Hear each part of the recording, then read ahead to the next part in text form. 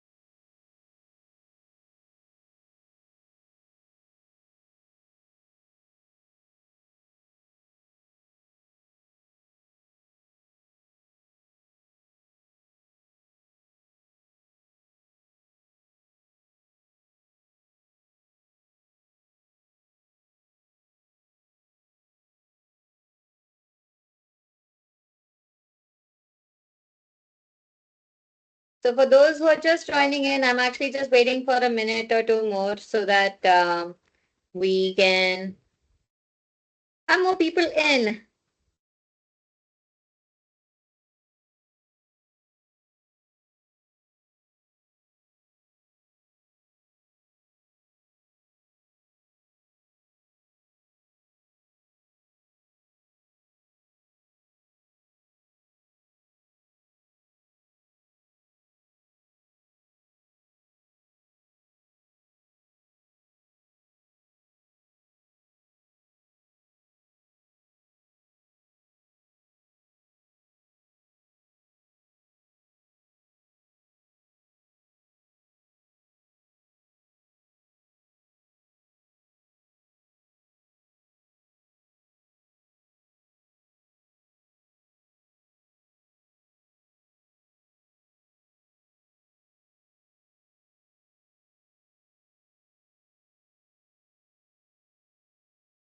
So what I'm going to do is, since like there are fewer people here, let's actually try to make the best use of it and make it as personal as we can. I will obviously take you through things about the GMAT exam, but at the same time, I'll make sure that I try to answer your questions as much as I can. So for those of you who did not hear Kaj's introduction, my name is Seema Parakkat, and I actually handle candidate outreach as well as test prep organization relationship at Graduate Management Admission Council, the owner of the GMAT exam. How many of you are already preparing for the GMAT exam, or is considering about considering writing the GMAT exam? Can you drop into the chat? Can they chat, Kajal, or can they only raise Yeah, their they hand? can they can check. You can drop something into the chat. So can you drop into the chat so that I can actually understand where you are at in your journey and I can talk about things accordingly?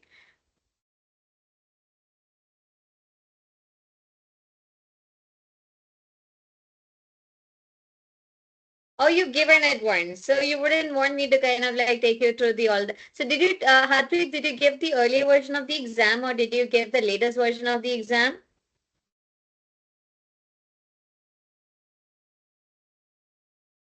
The latest version. Okay. Mm-hmm. And Savik is typing as well. I want to hear from you, Anant and Rakshit as well. Okay, you're planning to take it in 2025. Great. All right. Uh-huh. All right.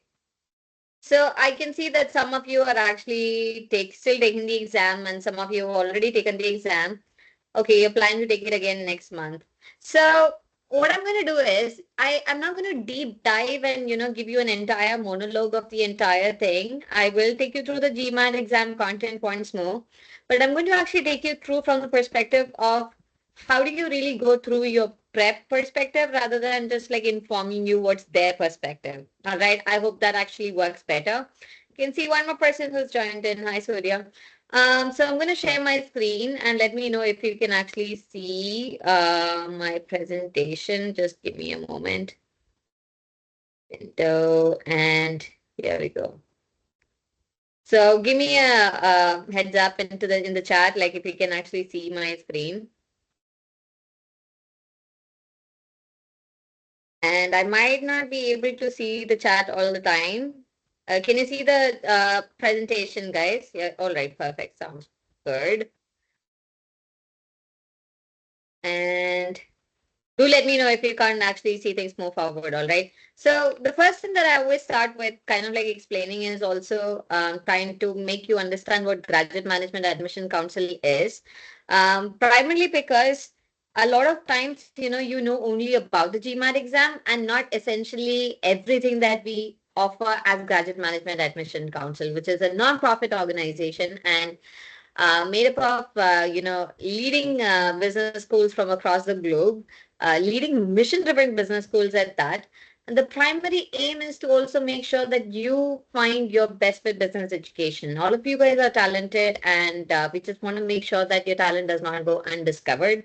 And there's a lot of tools and resources that you can actually make use of. And I'm not talking about paid resources, I'm talking about free resources.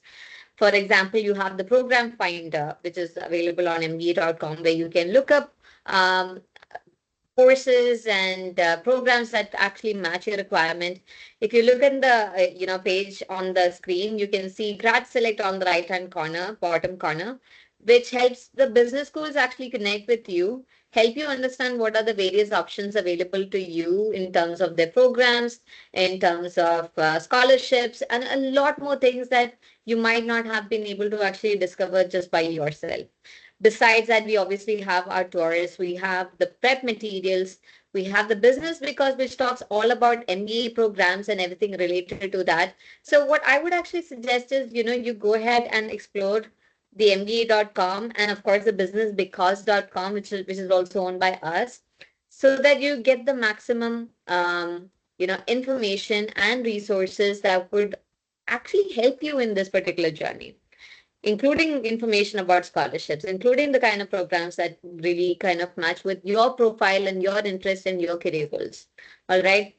In addition to that, there's something known as business fundamentals. If you're not from a business background and you want to kind of brush up on your fundamentals like statistics and operations and things like that, then you can use that to showcase to the business schools that you do have the fundamental skill sets required to perform well in the business education. All right. And GMAT is just one of the exams that we own and administer. We also own and administer the NMAT exam used in India and some of the African and East Asian countries.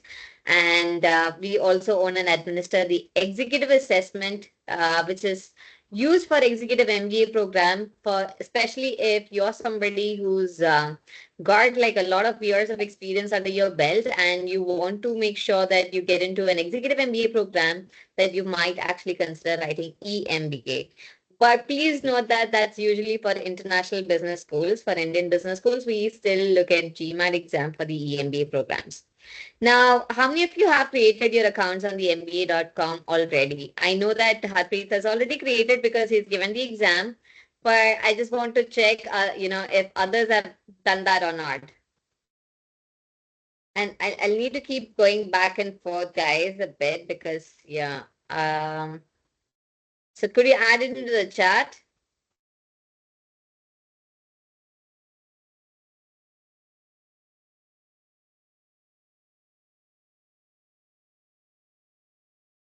And I hope you can see my screen moving, all right? Because I am not that familiar with this platform, so I'm just trying to make sure. Okay, you've already created your MBA.com account. Okay, Savik has said yes.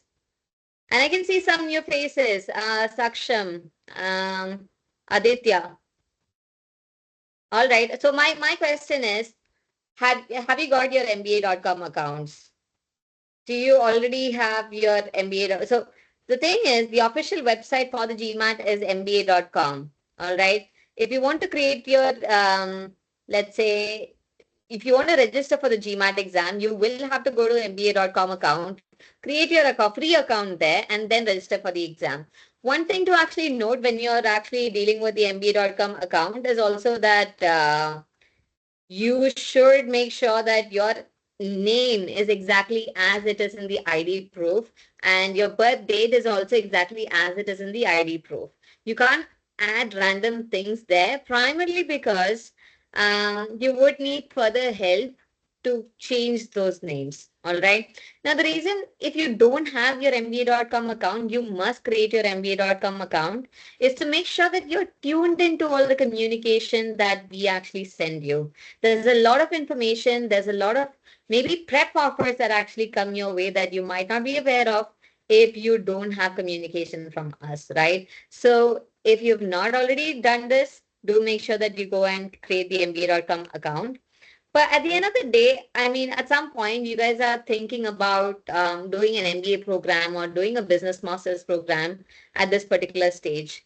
I just want to understand, what do you guys want? Like all of the people who've just joined in into this particular session, raise your hand if you want at least one of these items that you see on the screen. Like one of these things are your aspirations in your life.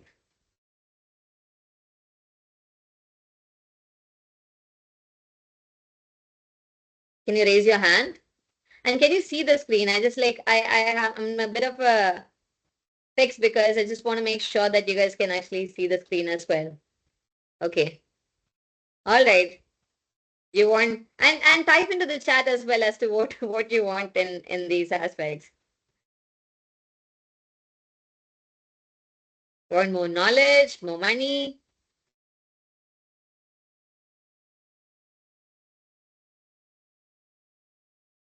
learn business knowledge. Okay. All the four, absolutely. Paramita, I hope I'm saying your name right. It's a lovely name. Um, all these absolutely all of these are like basic requirements, right? I mean, at the end of the day, if you're thinking about actually spending money, you want to make sure that you get, what do you call, worth your everything that's worth your money. You want to make sure that it gives you the boost that you require in your career. You have better roles and you have the kind of money that you're that sets your lifestyle. And if you're serious about all of these things and you understand that these are like basic necessities if you're looking at moving forward, then I'm going to come back to the slide later. But GMAT is one of the things that, sets your, what do you call, the first step or GMAT kind of like is the first step to making sure that you achieve all of these things through a business education. Now, as you can see, I keep saying business education because GMAT is not a one-stop solution. You take this and you kind of like crack everything else in the world. But that's also the best thing about GMAT, like being as specific as it is. One, in terms of acceptance. Now, I know that, people might say that, oh, wait, you can actually write another exam and then get into a business school. But at the same time, if you really look at the acceptance, GMAT is the most widely accepted exam across the globe. And, you already see the number of programs on the screen, but this is also across 2,400 institutions and organizations. And amongst all of the things that a business school looks at, I'm going to take a second and go back to the slide now. When you look at a business school application, when you're trying to get your admit, the thing that you're showcasing to the school is not just myopic aspect of your application. It's a very full range of your profile. Now, a full range of your profile, essentially means that your academic strengths, your work experience, the progression in your work, your personal characteristics, your leadership skills, your motivations for actually getting there. And in amongst all of these things, GMAT is one of the criteria that the business schools look at to make sure that you fit into the business program and that you will be able to perform well in their business education as well. So when you have a competitive GMAT score, or forget about a competitive GMAT score, when you have a GMAT score at all in a world where people are talking about test optionality, it really showcases your commitment to the business school. It showcases that you're committed to this process and you have the essential skill sets required to perform well, not just in your business education, but in your career afterwards. But I think one of the most important things to actually understand here is where exactly does GMAT give you the necessary push in an area where you really need it? So I'm sure that whenever anybody thinks about international education, the most challenging part, or the most challenging thing in a person's mind is the budgeting, right? Because it looks humongous and it looks an unachievable aspect in terms of affordability. But the fact is, a lot of business schools actually offer extensive scholarship. Now, GMAT is one of the eligibility criteria for those scholarships, and there are various kinds of scholarships. So I did promise that I would talk about scholarships. So there's diversity and inclusion-based scholarships. There's merit-based scholarships, which you just have to apply in the regular round and then you get considered for it. There's need-based scholarships. There's externally funded scholarships that you could potentially apply for. The government funded scholarship that you could actually apply for. So it's a myth where people say that, oh, you know what, there's not a lot of scholarships for MBA programs, but the fact is there are actually a lot of scholarships for MBA programs. But how do you understand how these scholarships work, and where do you find information about these scholarships as well? You need to do your research. You need to go to the university websites. You need to go to the program pages. They would have listed all of the different kinds of scholarships that's available to both domestic students as well as international students. You need to understand what really aligns with you. If you don't get specific information, please write to the business school, because they would be the best people to give you that sufficient information about this is a scholarship that really fits with you well, or what do you need to actually make sure that you're competitive for that scholarship as well. So here again, GMAT is one of the important criteria, but it's not the only criteria that they actually look at. They look at your entire profile to make sure that you have that competitiveness in terms of getting that funding, right? At the end of the day, I've heard from a lot of candidates who written the exam, they've gone and done the education. Having a score, GMAT score, really helped them pull through their internship as well as in their career. It's not like a mandatory requirement. I'm just talking about the experiences that people have actually shared with me, that it's kind of been helpful for them to set themselves apart from other people who might be applying to the same positions or roles, right? So that's about the GMAT exam. And in terms of the acceptance and the use, and what do you actually, essentially get out of it. Do you have any questions so far?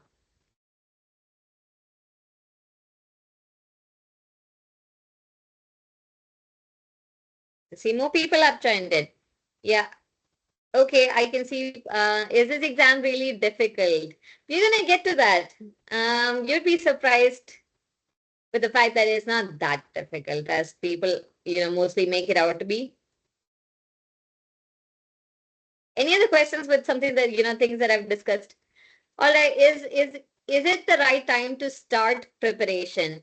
Now, kind of like depends, Aksham, if you are you planning to apply for 2025? I think I missed that. Or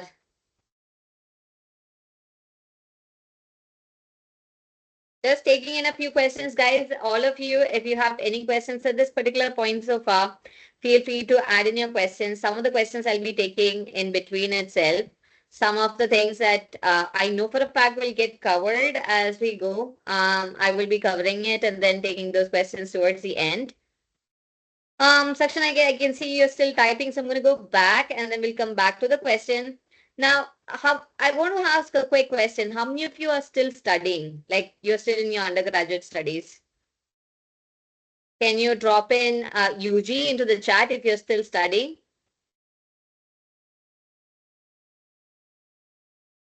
Okay. All right. Okay. Aditya, Rakshit, you guys are still studying. All right. What about others? Savik, Anand, Harpreet, Surya, Arun, Ayush, Yash.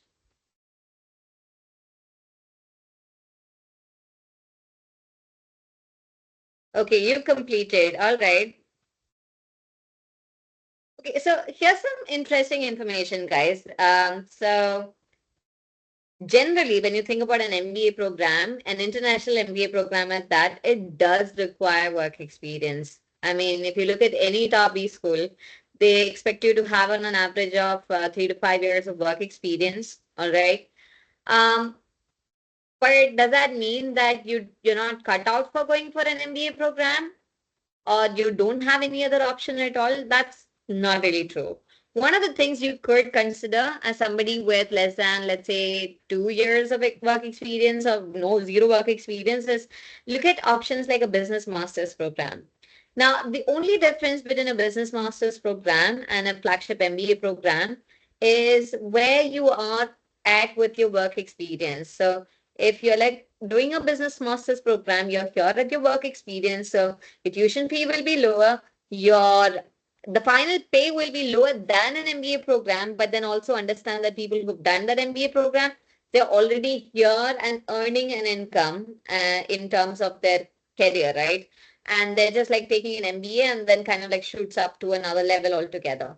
But with both the cases, what you're doing is eventually you're going to reach the same position. I mean, you're going to reach here, and then eventually both of you are going to come to the same trajectory in terms of salary gain. That's like the main difference between both of them. In terms of branding and reputation and everything that we get super fascinated by, I mean, when you think about a business master's program, you can do it in some of the top B schools as well. I mean, you have a high chance of getting into top B schools for business masters also. You can see like some of them, like let's say University of St. Gallen, MA in Strategy and International Management. HEC has got the Masters in Management program. London Business Schools, another top school, has got Masters in Management as well. So you're going to find this. It can either be Masters in Management, it can be Masters in Business Analytics, Masters in Marketing, Finance, Financial Analytics. There's just like a lot of variations and a lot of courses that are coming up every day, especially with the inclusion of technology and I think the growth and progression of technology. There's a lot of inclusion of that into the business masters programs as well. Now, along with that, if you say that Seema, great, this is great information, but I still want to do a flagship MBA program. One thing you can do is GMAT is valid for 5 years. So you could take the exam now when you're in your prep mode and then go ahead and write apply for the MBA program after a couple of years of work experience. Or you can apply for something known as a 2+2 program or a deferred MBA program, in which it's not a different MBA program, but you're getting to the same flagship MBA program through a different route. So, for example, when you talk about a Harvard 2+2 program, you are actually getting what do you call you're getting an admit while still in your undergraduate studies, but you will actually be expected to complete specific years of work experience after they've given you an admit, and then you will join the regular flagship MBA program after gaining that stipulated years of work experience, right? I can see that ISB is mentioned here, but then they changed that program now. The YLP actually does not exist anymore. I just wanted to kind of like correct that. But a lot of the business schools actually have this kind of pathway. I'm going to, definitely say that this is competitive, but it's definitely an option worth exploring if you're still in your undergraduate. So you have to be in, like, let's say in your final year of undergraduate applying for this particular program. All right. And there are a lot of options in India as well. Obviously, ISB is there on top of the list. And then you have schools like SP Jain, Great Lakes, Santee, Ghaziabad, KJ Samaya, and a lot more, XLRI, and a lot of other schools which use the GMAT exam for their flagship MBA programs as well. Now, another thing to also note is that there's something known as STEM programs, right? So this is specifically important for a US based program because whenever you think about a STEM designated masters in the US, it means that you can extend your, industry for industry experience, you can extend your stay by uh, 2 more years for OPT. Normally, OPT is 1 year for everybody, but if you're a STEM designated master's student, then you can try extending it by 2 more years. Now, with as I said, with technology being incorporated into management, with analytics being an integral part of the management programs as well, most of the MBA programs have STEM designation, and there are the business combination of business and technology related courses which are STEM designated as well, wherein you could use if you are somebody from a tech background, you and you don't want to give that up, you can actually do that in combination and make sure that you leverage that as well. So you get the same benefit of getting that OPD, being able to extend that OPD by 2 more years. So I just thought that I'll actually mention that to you guys. So quick this thing for those of you who've not taken the GMAT exam yet, who've not actually gone through the practice exam either. Within the latest version of the GMAT exam, you have 3 sections: quantitative reasoning, verbal reasoning, and data insights. Total 64 questions to be answered in 2 hours and 15 minutes. Your score range is 205 to 805, guys. The GMAT exam score now ends in a 5. That's the latest version of the exam, all right? So each section has a duration of 45 minutes, and Quant has got 21 questions, verbal 23, and data insights 20. And each section has a score range of 60 to 90, which is scaled up to 205 to 805. Now, I just want to quickly touch upon what's there in quantitative reasoning. You can see problem solving, right? It does not test you on complicated mathematics skills here. It's very simple, below the 10th grade, and just how do you use these basic fundamental concepts into problem solving? That's it. All right. If you have not already gone through the questions, if you don't know how the questions actually look like, what I would suggest is taking the first pre-practice exam. I will talk about it later, so that you get a sense of exactly what's there on the exam instead of like assuming what's there on the exam. The other thing is you have the verbal reasoning, in which you have critical reasoning and reading comprehension. They do not test you on English skills. They test you on your logical abilities. They're looking at the way that you can look at the information and the reasoning, opinions given, reasons behind that, and come to logical conclusions and be able to answer questions related to that particular logic. And that's it. Even when you look at reading comprehension, it's about, let's say, the relationship between pieces of text. You're supposed to evaluate the inferences and the logical relationship between the information provided there, and that's just about it. My point being, you asked me whether GMAT is a difficult exam, right? Not really if you approach it in the right manner. If you understand what kind of skills are tested, if you understand the questions that are tested, I mean, right now you would have realized that there's not a lot of topics for you to actually prepare. The content that you have to prepare is very limited. So which means that you will be able to, get through the basic fundamentals faster. And then the rest is all, all about actually making sure you stay on top of the concepts and you practice and review those questions and, keep strengthening your, skills, right? And that's just about it. And if you look at data insights, it's not testing you on complicated concepts either. When you look at multi-source reasoning, table analysis, graphics interpretation, two-part analysis, and data sufficiency, it all has to do with logic. It's either testing you a part of math in terms of logic or verbal or data literacy itself. The whole point of data insights, and I'm sure you'll all agree with me, we are living in a world where decision making is wholly driven by data. And this is literally testing your ability or your data literacy skills in terms of being able to use information and data to come to meaningful conclusions or decisions. And that's it. All right. And the score range, I've already spoken about it, 205 to 805. Section score is 60 to 90 in increments of 1. Total score is in increments of 10.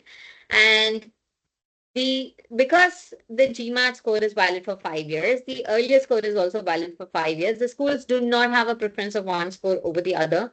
They know how to compare the scores. They are going to look at percentiles. So be do make sure that moving forward, you're not looking at the scores themselves.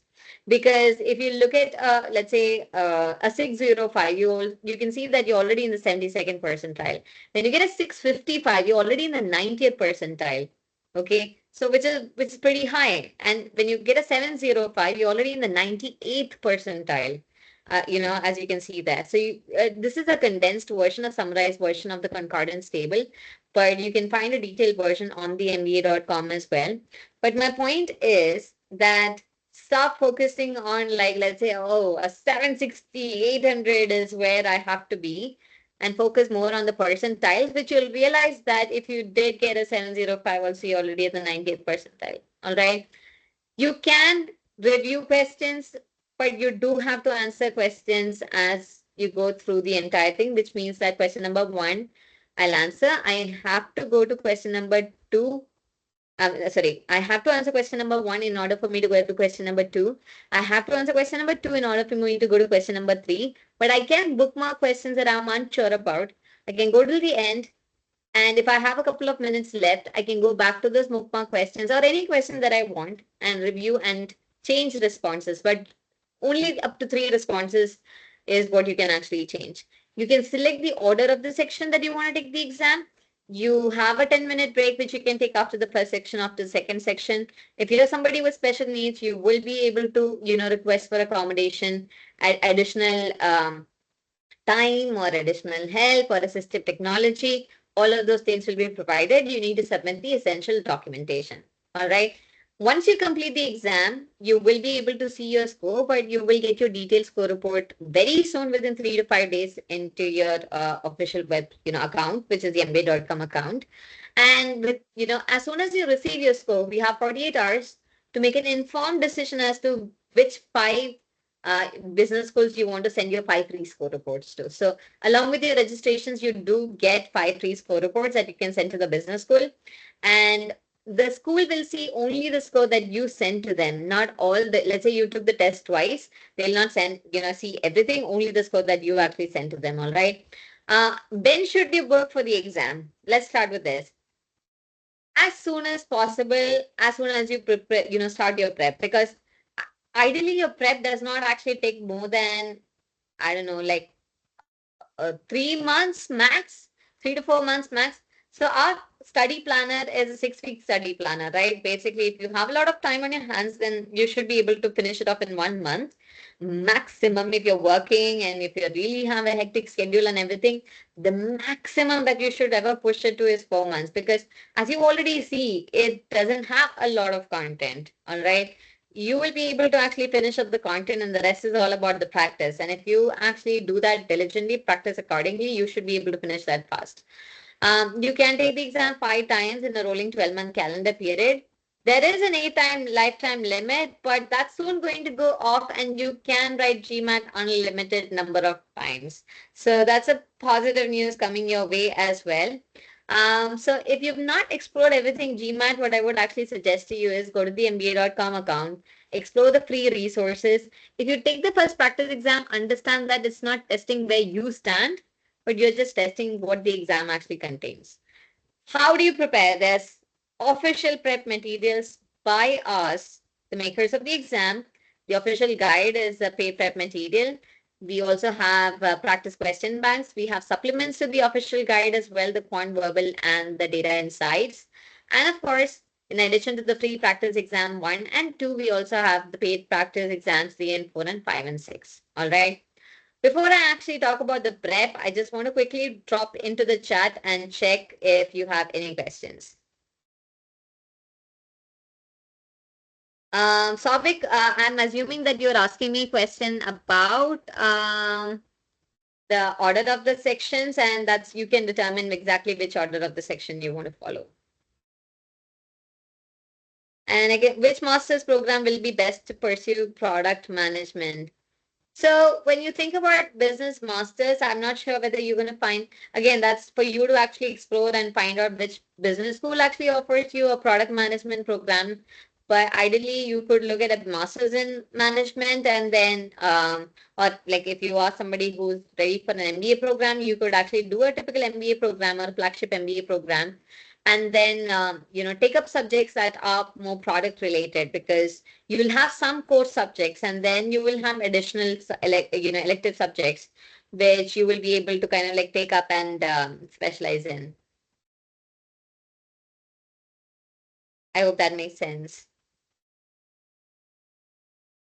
Ayush, planning for masters in finance for fall, currently in third year BBA finance, is it worth to get into a good master's in finance program to get a foot in global finance market? And then absolutely, I mean, see, the only difference, I've already told you this, when you think about a typical master's in management program or a MBA program, it's just like how do you want to actually plan your finances and how do you actually want to plan your growth and where do you want to start from. So you can 100% do that. Since you're still in your third year of BBA finance, you could also, consider the deferred MBA pathway as well, because you'd still be able to actually apply to that. And I think that's one of the options you should definitely consider exploring, because you can actually do subjects which are in finance as well if you go ahead and do that, right? Okay. All right, Saksham is asking, I want to know what's the right thing. If I start prep now, I should target a 25 admit or in round two application.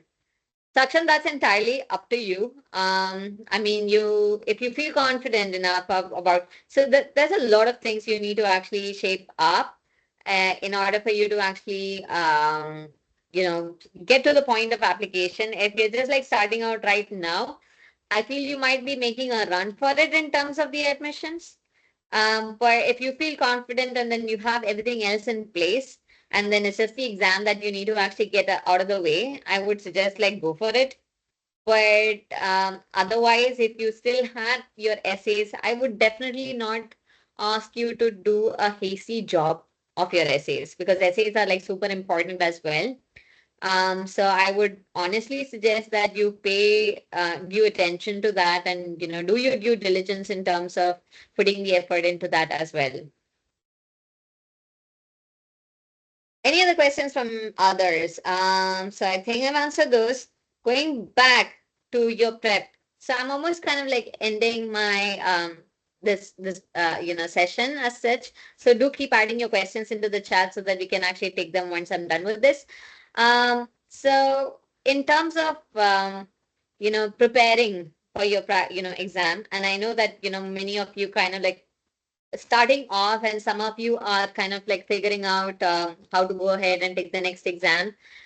The first thing that you really have to understand is when you take the first practice exam or you take any exam without doing a lot of practice and stuff, don't expect magic to happen at that particular point because you're just trying to understand what's there on the exam and trying to figure out, are there things that you find familiar? Are there questions that you find familiar? That would serve a great starting point to understand what do you have to prepare? What is there on the GMAT exam? What kind of questions are there? And the moment you understand those skills which are tested, the moment you understand what kind of concepts and fundamental skills are actually tested there, you would go ahead and try to build those fundamentals and build those foundational concepts. And once you do that, then you actually start with your practice. And during your practice, it's about making sure you do a lot of review and understand where you're going wrong and fix those problem areas. Now, when I tell you to actually take the practice exams, one of the things you need to always keep in mind is to make sure that your practice exam is done in a scenario where it's exactly like how your real exam is going to be. You cannot use the calculator on the quantitative reasoning section. There's an on-screen calculator on the data insight section. So you would have to figure out as to, let's say in a data insight section, do all of the questions actually require using the calculator? Or, does it actually take a lot of time? So some questions may require you to actually use it, or some questions would be best left without actually using a calculator. So that's something that you'll actually figure out as you move with the practice, right? But mimicking the exact test conditions has to be your goal. Even when you practice, like when you start studying, when you go through your different practice questions, always make sure that you're doing timed practice in order for you to manage your time the best. That you're not panicking on your actual exam, and of course making sure that you note every single thing that you did in terms of, why did you approach a certain question in a certain way? Why did you go wrong? Did you take extra time or did you take less time? um, you know Maintaining an error log would really help you in such a situation to figure out how do you improve, and this can be a game changer in order for you to really improve at a score, from a score that you're stuck at to the next level that you're really looking for. And I think I've covered most of these things, but as I said, do make sure that you try using all of the tools and see where each of them actually fits in. And where do you need to use a calculator? What kind of questions you need to really work on? And this kind of review process really, really helps you, get to where you want to be. Now, before I wind up this session, what I really want to address is your checklist, your test checklist. Guys, please check out the exam policies. I mean, you do not want to arrive at a test center without your passport. You do not want to have a wrong name entered into your MBA.com account, which is different from your passport. You will not be allowed to write your exam. You would not be allowed to enter the exam center, and you will forfeit the entire exam fee. All of these policies are listed on the MBA.com account. It is important for you to go through all of the policies before you actually go and make your way into the test center, and be mindful of your ID requirements as well. So that's it from my end. Open to questions.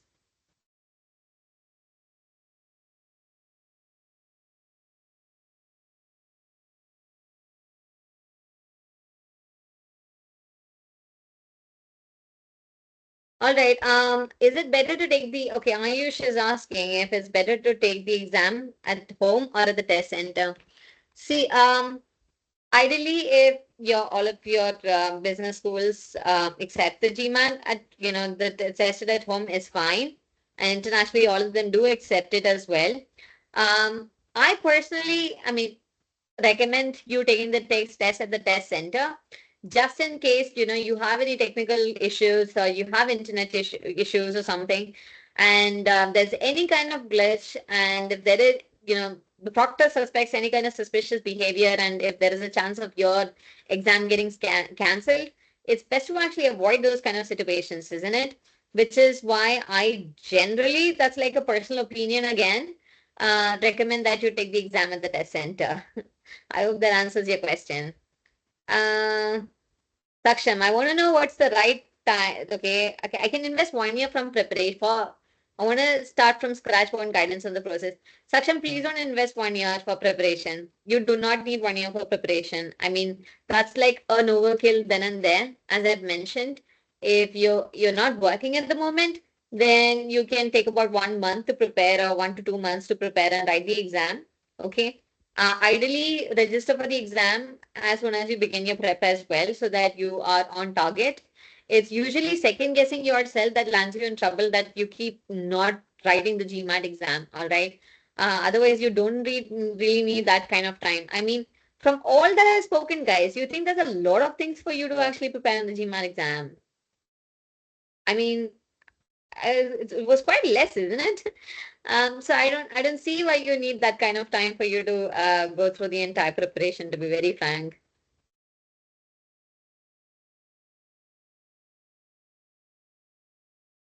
Oh, okay. All right. Yeah, yeah, absolutely, Saksham. My bad.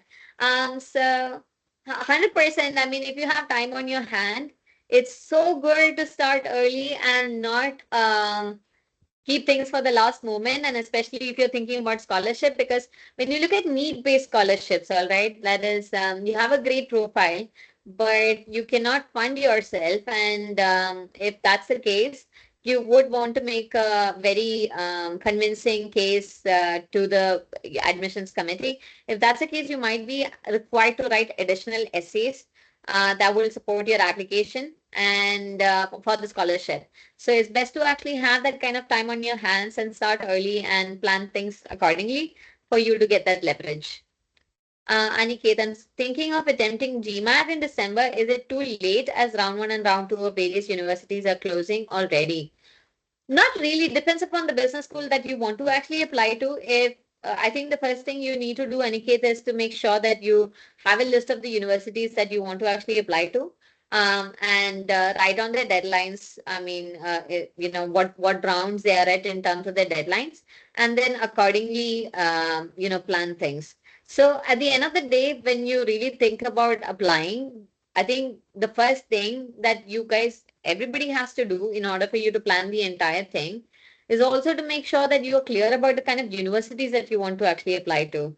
Because if you're not sure about the universities you want to apply to, then you're kind of like shooting into the dark, isn't it? So do make sure that you put the list down, write down the deadlines, write down the kind of programs that you want to apply to, what the list of the scholarships that you want to probably apply to in those programs, and do you have to apply early? Because that will also help you decide, Aniket, if that's a priority, right? I mean, let's say they have certain scholarships that they require to apply early, then if that's that's not being advantageous for you, you can actually probably push that application later.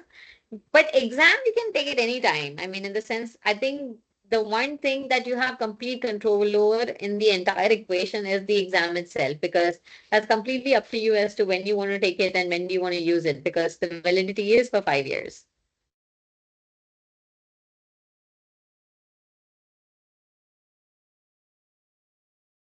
Uh, okay. When you mention schools like HEC and LBS, they are too good to be true dreams. Like, it's really difficult to have fit profile for them, even if you crack GMAT. How do you think these institutes are maintained?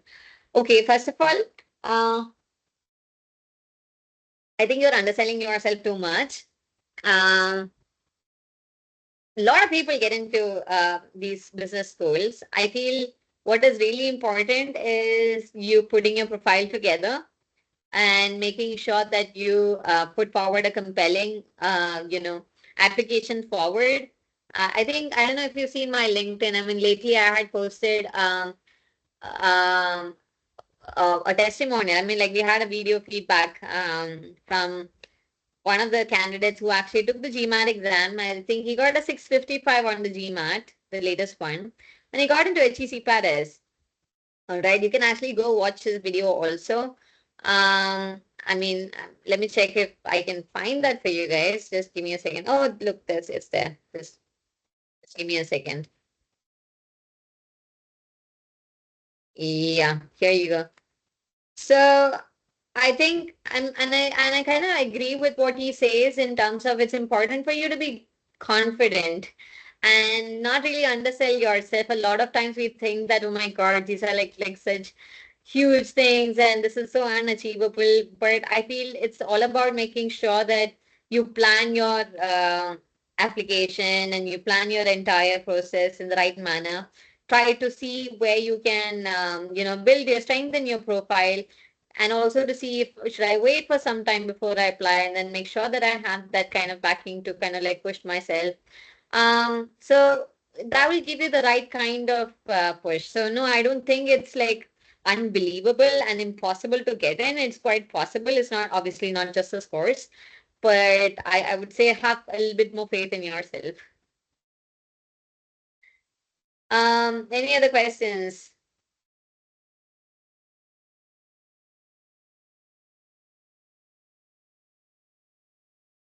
So I don't see other questions. Yes, you have your hand raised, but I don't know if it's for a question or you raised it for my question earlier.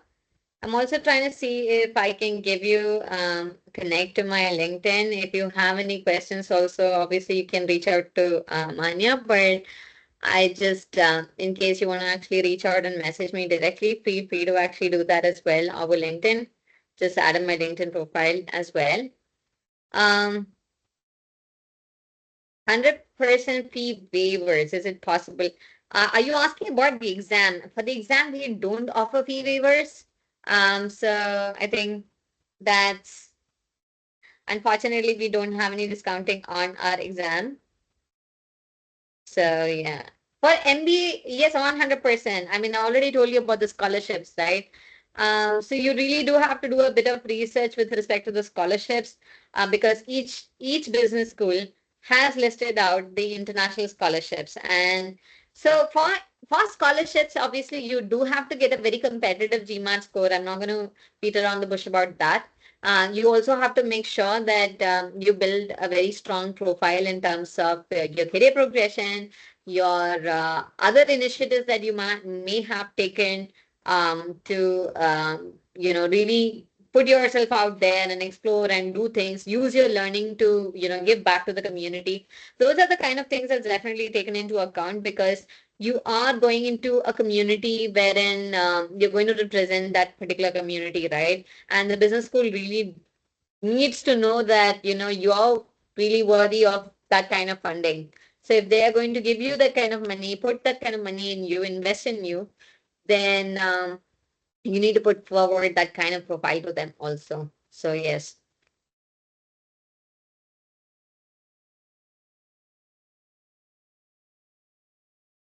All right, guys. Any other questions? I think we are just about towards the end of our session.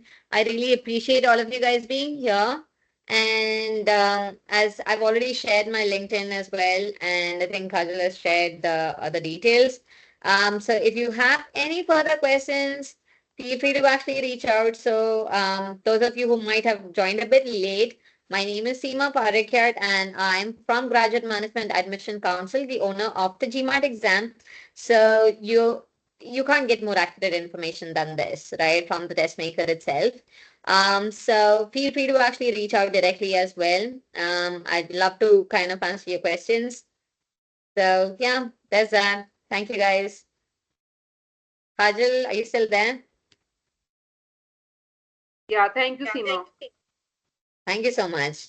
Have a good Saturday, guys. I hope you have lots of fun today. Take care. Bye bye.